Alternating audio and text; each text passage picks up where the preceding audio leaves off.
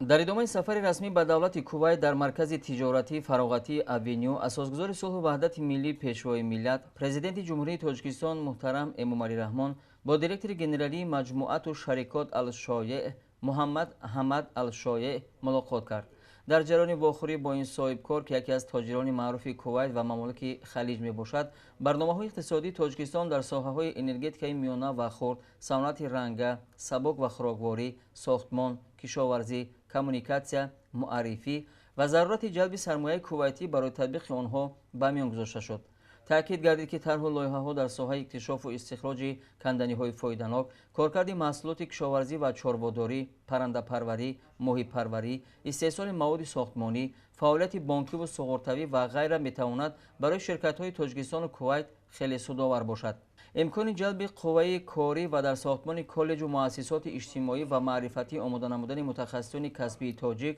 кори ниҳоят судманд ва яке аз роҳҳои дигари ҳамкорӣ номида шуд.